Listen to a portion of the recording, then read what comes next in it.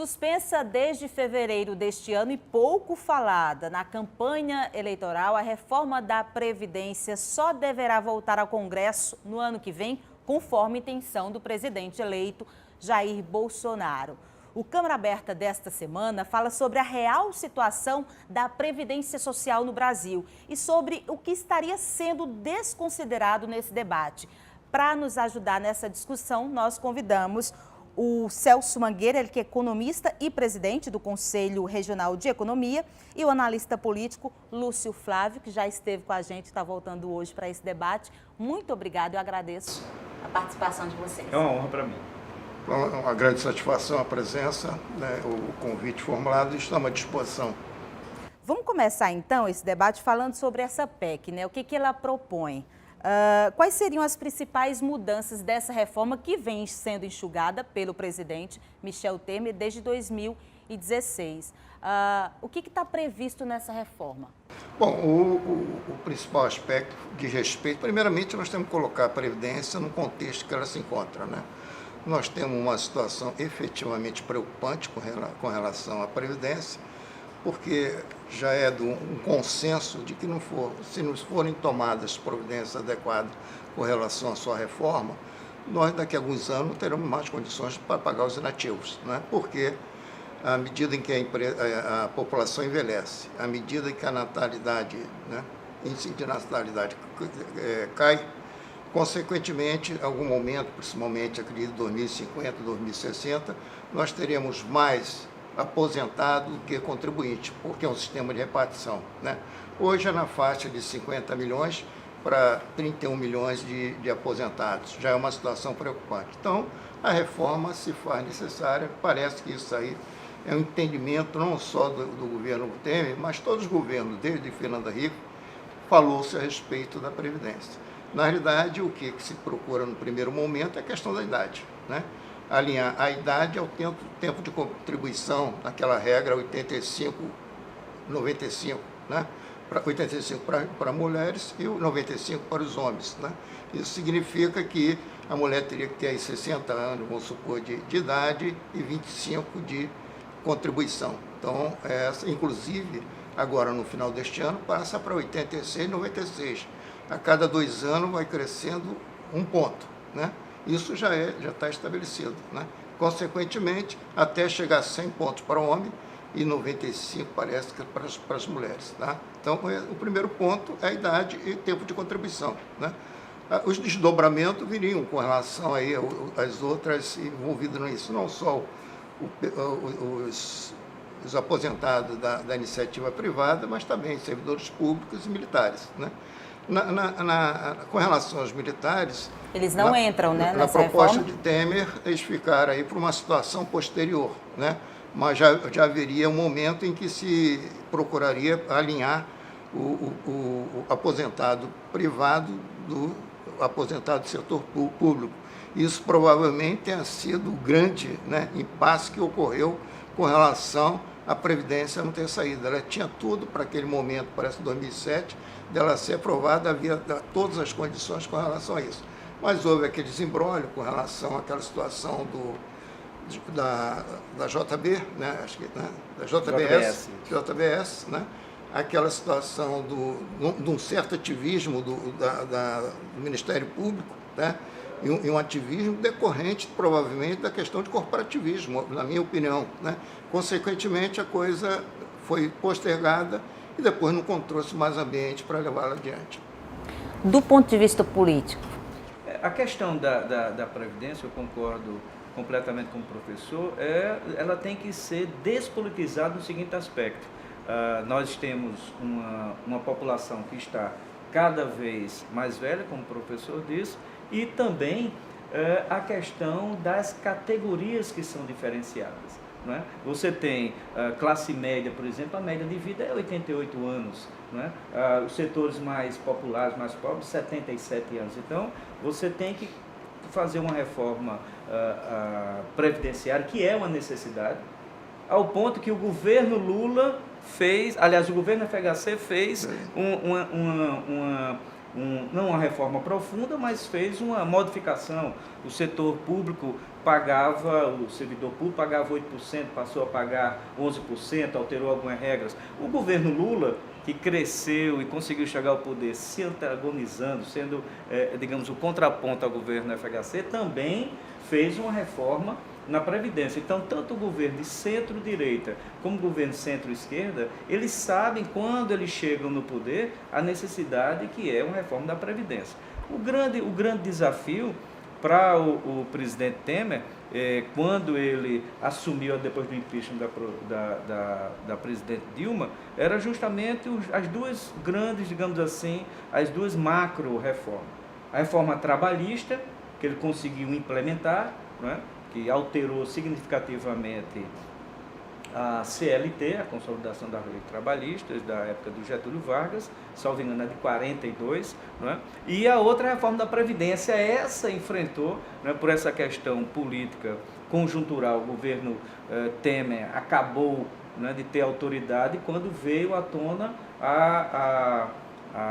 o famoso áudio, não é, com a JBS. Né? E aqui a gente sabe que teria sido crucial mesmo, que não é coincidência.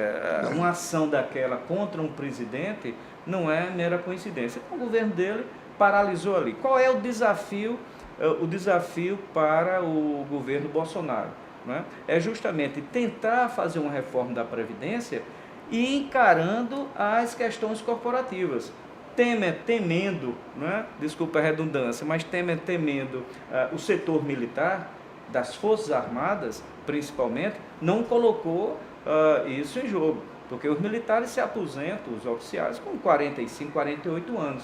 Se você pensar que eles ingressam nas Forças Armadas com 18 anos, e depois de 30 anos estão com 48 anos, eles podem se aposentar, não é? Então, a questão de retirar os militares é justamente para evitar uma contestação maior. Né? E a diferença também entre os militares das Forças Armadas, que o grau de estresse é e os militares das polícias, né? É muito diferente.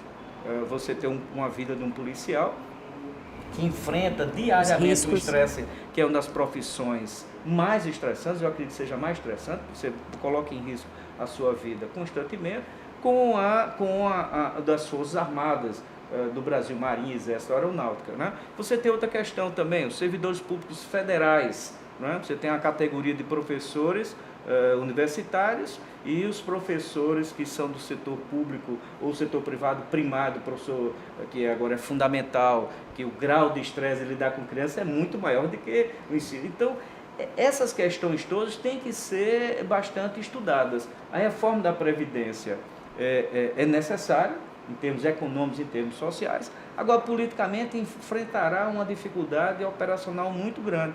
E eu encerro essa parte dizendo o seguinte: tinha uma bancada de 70 deputados federais de funcionários públicos e aumentou para 140 no universo de 503. Então, os funcionários que estão lá, sejam militares, sejam no setor civil, eles pensarão muito nas suas respectivas categorias. Então, a dificuldade é como operacionalizar uma reforma da Previdência que estabeleça que compreenda as diferenciações, profissões diferentes que têm um desgaste diferente. Seria necessário um debate mais amplo, então, com a sociedade, com os interessados.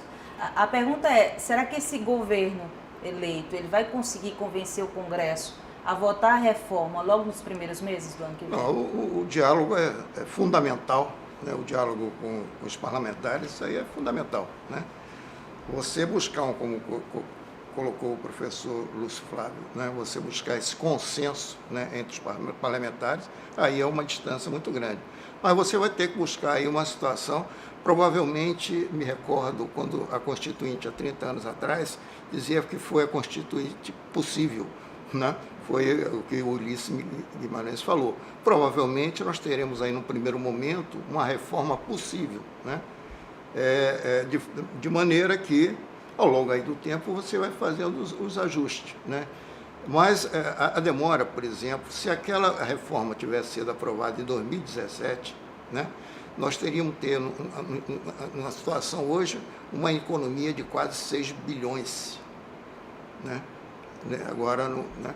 Então, tu vê como vai se perdendo no excedimento. Né? Isso representaria, com certeza, um investimento que se busca, né? Em várias áreas aí que são extremamente carentes. Né? Então, só voltando à questão, por exemplo, um comparativo com os militares, fazendo o custo per capita das pensões de militares, o custo per capita das aposentadorias dos civis é 16 vezes maior. Né? Exato. Então, quer dizer, é uma diferença muito grande. Né? E, na realidade, dizem que uma das grandes fatores de desigualdade nesse país é a Previdência. Né? Porque nós contribuímos, né, quem vem da iniciativa privada, contribuímos para alimentar aqueles que efetivamente contribuíram menos e vão ter uma situação mais favorável. Então, é um grande concentrador de renda, né, a Previdência atual. Tá? Então, eu acho que, de qualquer maneira, tem que haver a reforma. Isso aí vai ser, né? E tem que ser a primeira, não adianta falar em reforma tributária, reforma política, né? Porque essa é mais complicada, precisa não só do apoio, mas parece que ela tem que ser aprovada em 2 votações pela maioria na Câmara, depois Senado, quer dizer, então é um negócio que precisa efetivamente de muito convencimento. Mas o momento que ela, por exemplo, for aprovada, mesmo dentro daquilo que é possível, vai facilitar muito mais os caminhos para uma reforma tributária, para uma reforma política e assim sucessivamente. Então, segundo se coloca aí os observadores, que o presidente que está assumindo, ele deve colocar todo o esforço dele na aprovação da reforma previdenciária. Porque se não tiver sucesso, ele terá muitas dificuldades adiante. Então, porque a questão, você está com um comprometimento, né, da renda nacional extremamente comprometido, não só com os salários, mas também com as aposentadorias. E é uma característica também dos estados. Os estados também vivem na mesma situação com a questão da previdência e despesa com o pessoal. Então, nós temos pela frente aí um quadro, né, que precisa também, com certeza, boa parte dos governadores vão se alinhar, acredito, em função da dificuldade também que eles passam, no sentido também de ter recursos para poder fazer frente às dívidas que eles sofrem, porque a partir do ano que vem, boa parte dos estados, como alguns já sofrem, não vão ter condição de pagar em dia os salários do seu pessoal, nem fornecedores. Então, é um quadro preocupante, né, que vai exigir efetivamente uma conciliação nacional, né, para poder você avançar, né, mesmo contrariando, porque uma reforma desse tipo contraria, como o professor colocou, contraria diversas categorias. Né? Não é uma reforma que vai sair, todos vão sair perdendo. Né? Com certeza, uns vão perder mais, outros vão perder menos. Isso aí é uma consciência com relação a isso. Por isso que é mais desafiadora da reforma, que é a reforma da Previdência. Então, o presidente vai ter que efetivamente se empenhar, buscar os apoios necessários para poder começar uma discussão que é demorada. Né? Há uma previsão que isso aí pode ocorrer lá para o meado de 2019. Né? Então, você ainda vai caminhar um tempo aí para discutir e conseguir colocar em pauta no Congresso e caminhar aí para poder você ter um resultado, pelo menos que seja o menos ruim possível, na minha opinião. Tá ok. A gente continua então o debate. Daqui a pouco o Câmara Aberta faz um intervalo e volta já.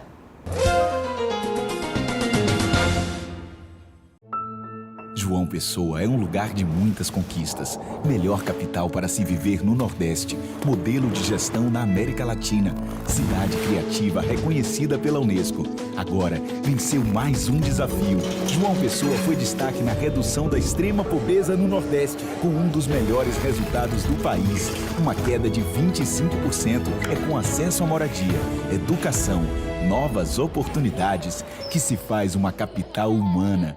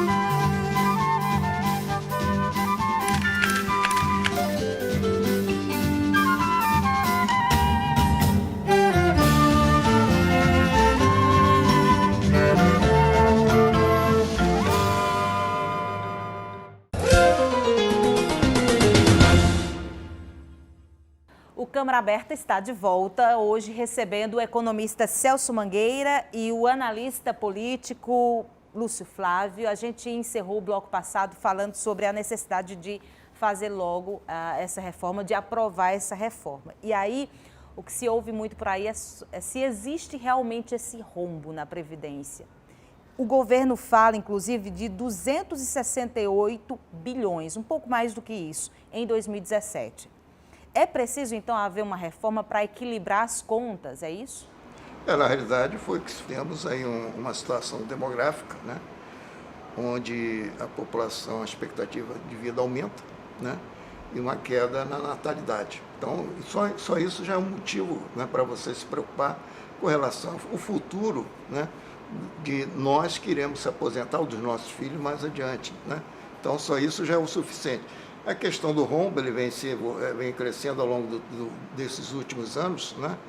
E fala-se também que deveriam se cobrar dos devedores, né? Também tem aqui, não, porque não cobra dos devedores, mas tem que levar em consideração, isso também há levantamentos, que muitos devedores estão falidos, né? Por exemplo, o caso da Varig, a Varig deve uma fortuna, mas, né, a Varig não conseguiu pagar, né? Teve que chegar a um acordo para pagar os seus aposentados, né? Quer dizer, então, também é um caminho intermediário, né? A questão, por exemplo, de você, já que é uma questão de equilíbrio econômico-financeiro, você poderia reduzir outras contas, né? Reduzir de forma a buscar um equilíbrio financeiro que não seja pela questão da previdência privada. Mas não somente, né? Não somente. Então, deixa eu chegar a um estágio, na realidade, que aconteceu também, tem um aspecto por aí que nós gostamos muito, que são os aumentos salariais, né? Os aumentos salariais feitos acima da inflação, isso é extremamente interessante, muito bom para aqueles que recebem, e lógico, deveriam ser dessa forma. Mas isso você impacta os custos, né? Consequentemente, principalmente quando você vincula o reajuste da Previdência aos índices de reajustes salariais. Então, eleva de uma forma sequencial. Você também houve um impacto, uma situação muito grande do aumento do quadro de funcionário público, né? Nos últimos anos houve um crescimento muito grande. Isso, de uma forma ou de outra, reflete muito nas contas do governo. Então, tu vai criando um quadro de desequilíbrio econômico-financeiro extremamente preocupante, né? E a conta que mais interfere nesse processo é o da Previdência. Pode-se pensar em outras soluções, mas não já foram aí discutidas, são paliativas, não são paliativas efetivas, né? Na realidade, você tem que pensar um pouco mais longe. É questão de futuro, não é questão de presente, né? Porque as decisões que são tomadas no presente, elas não afetam tanto a questão das contas públicas. Elas vão ter um impacto mais adiante, principalmente naquilo que alguns países sofreram, como a Grécia, não ter dinheiro para pagar os aposentados, né? Tu viu o conflito que recentemente... Portugal também, né? Passou pelo mesmo? Passou pela mesma situação. Então, é imperiosa, não resta a menor dúvida, a necessidade da reforma previdenciária. E a gente estava falando, né, professor, no intervalo, sobre esse calendário. O economista falou sobre 2019, a previsão seria para 2019, mas aí a gente vê também muitas pessoas dando entrada no benefício já para receber agora ou talvez no ano que vem. Isso pode... As pessoas que têm direito, principalmente o setor público, estão buscando os seus direitos, entrando, solicitando a aposentadoria, porque uma vez sendo aposentado, a lei não pune de maneira retroativa, né? Agora, em termos do calendário político, em termos das ações do presidente Bolsonaro, ele vai enfrentar aí bastante dificuldades, porque nós vivemos num presidencialismo de coalizão. É um presidencialismo que tem que lidar com 30 partidos que estão representados na Câmara, não é? Porque qualquer reforma da Previdência, ela tem que ter no mínimo 2/3 dos deputados, o apoio de 2/3. Isso significa 308 deputados num universo de 503. Então, a dificuldade operacional é muito grande. E de dialogar com esses partidos, né? Exatamente, você tem que dialogar com 30 partidos. E por mais que o Bolsonaro tenha ganho a eleição, se apresentando como outsider, se apresentando como aquele que não está vinculado ao mundo político, apesar de 30 anos estar dentro do Congresso, passou por vários partidos, pelo PP, do Paulo Maluf e outros mais, não é? Ele fazia parte do baixo clero do Congresso, ele sabe que precisa negociar. Não é à toa que ele nomeou o seu chefe da Casa Civil, o Onyx, né, Lorenzoni, que é do DEM, que tem um homem que tem um trato dentro da Câmara, porque ele sabe a importância de operacionalizar isso. Agora, nós temos um calendário aí complicado, não é? A lua de mel do eleitorado com o presidente dura aí mais ou menos uns 6 meses, não é? Então, até junho ele tem um capital, os 6 primeiros meses, ele tem um capital político de prestígio, não é? Ele pode ir para onde for, vai tomar Coca-Cola, vai visitar aí, jiu-jitsu, é aplaudido. Mas essa lua de mel dura pouco, não é? Então, ele tem que como o nosso colega disse, o Celso, ele tem que implementar a reforma, aproveitar esse entusiasmo, esse prestígio no primeiro semestre, com um agravante. A posse é dia 1º do presidente, mas o Congresso terá uma discussão que é a escolha do presidente da Câmara, que só acontece 1º de fevereiro. Que é extremamente complicado, importante. Importante, disso, totalmente, né? E o presidente do Senado também no dia 1º de fevereiro. Não é à toa que o próprio Bolsonaro foi, de maneira não hábil, junto com o Paulo Guedes depois, tentar que fosse colocado no Congresso essa reforma de Temer, para ver se aprovava qualquer coisa para dar o pontapé inicial, né? E claro, o Congresso ele foi recalcitrante a isso, ele não quer. Boa parte, Eunício, o presidente do Senado, não conseguiu se reeleger. Ele não quer levar a pecha de ser aquele que aprovou uma reforma da Previdência que não é simpática para a população. Então, qualquer ação do presidente Bolsonaro será a partir de 1º de janeiro e, claro, esperando aí 1º de fevereiro, porque durante esses 30 dias vai ser a discussão interna, não é, de bastidores, quem vai presidir a Câmara, quem vai presidir o Senado. Então ele tem só a partir de fevereiro que as coisas vão começar a tramitar mesmo, e aí ele vai correr atrás de apressar o máximo possível para tentar, ele inclusive na proposta, não é, o próprio Bolsonaro falou na redução, de estabelecer um teto de 61 ou 62 anos, para tentar já criar uma simpatia por parte de congressistas, para ver se aprova isso. Eu acho extremamente difícil uma aprovação de uma reforma da Previdência que vá atender a todas as categorias, quando todas as categorias fatalmente perderão, porque ao longo do tempo você tem as corporações, você tem as categorias que foram criando privilégios específicos para si. O privilégio para uns, direitos para outros, depende da interpretação de quem analisa o fato. Doutor Celso, quais seriam então as alternativas economicamente viáveis assim, para que a gente tenha um sistema previdenciário seguro? A alternativa é gerar emprego, né? Porque um dos problemas da Previdência hoje, do déficit da Previdência, diz respeito ao desemprego, né? Você tem aí 12,7 milhões. Hoje 13, né? Um pouco mais de 13. Não, acho que 12, caiu um pouquinho aí, né? Mas é 13, né? Mas se você tivesse boa parte disso aí, né, empregado, você teria um ingresso de recursos, né, significativo da Previdência, o aporte, né? Porque é um sistema de repartição pública, né?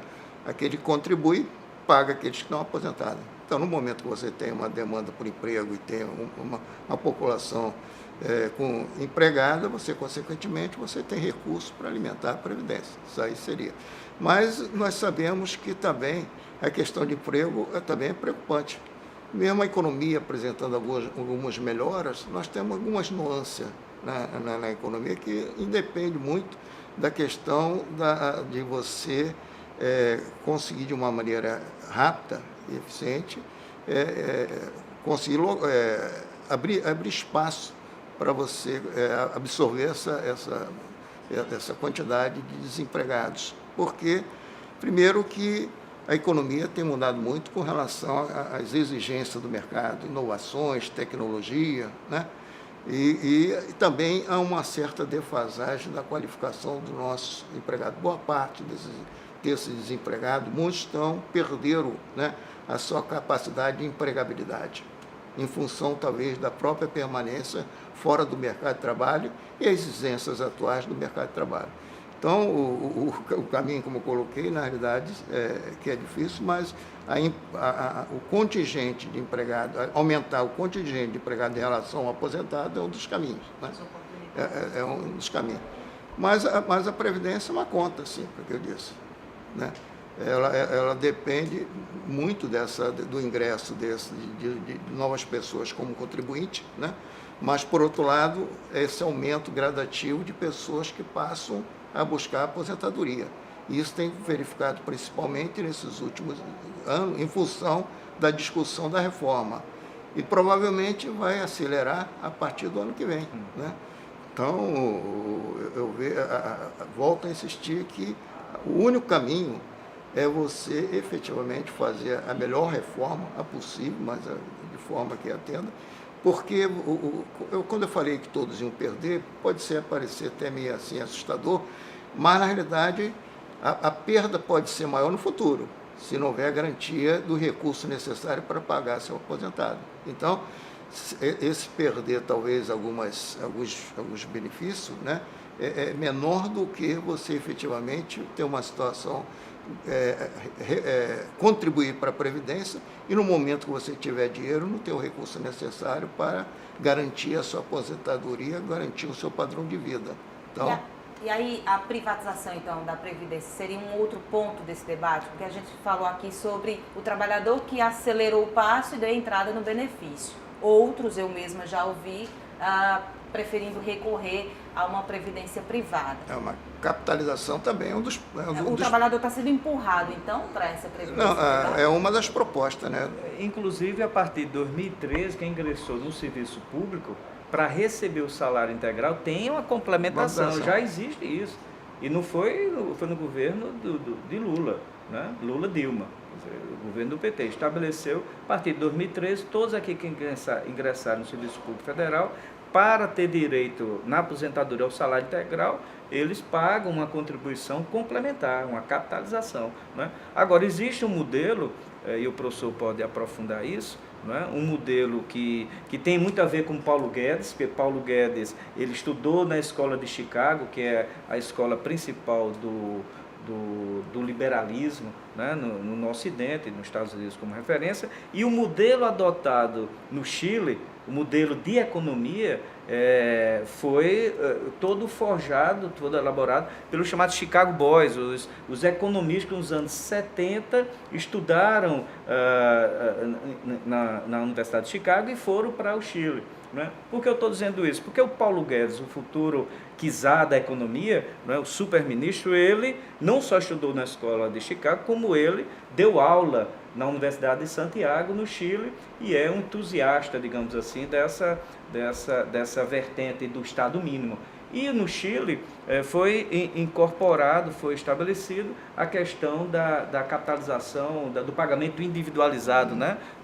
A pessoa paga individualmente sem a contrapartida do Estado, ele paga individualmente e quando se aposenta ele fica retirando parte disso que ele guardou, é uma espécie de uma poupança, por um termo menos adequado, né? Mais adequado. Mas é um modelo que existe lá, que inclusive está sendo bastante criticado, né? No Chile esse tipo de modelo foi incorporado.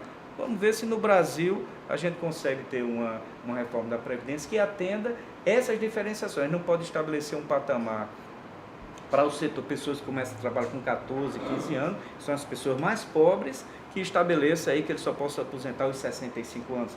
É diferente de um filho de classe média, né, que vai estudar, faz uma faculdade, começa a trabalhar aos 25 anos, 27, e aí, claro, também empregos que não são trabalhos que não são tão desgastantes. É esse olhar que não está ainda sendo discutido. Eu gostaria muito que fosse discutido. A reforma da Previdência é a necessidade, agora olhando as especificidades. Né? Foi adiada, mas vai acontecer. E há desafios pela frente, como o professor disse, tem que acontecer. Todos os governos tentaram, né? Seja FHC, seja Lula. Por quê? Porque uma vez que você vai governar, você percebe que esse modelo de previdência que nós temos, ele não dá mais, ele já saturou, então precisa ser aperfeiçoado. Tá ok. Eu vou ter que encerrar o debate. Agradeço demais a participação dos dois, tá bom? Foi um prazer, uma honra para mim participar. Muito grato pela oportunidade. É isso. Câmara Aberta fica por aqui, mas se você quiser rever essa e outras edições do nosso programa, é só acessar o nosso canal no YouTube ou então acessar a nossa página cmjp.pb.gov.br. Lá você encontra todas as informações sobre os nossos trabalhos. Até a próxima.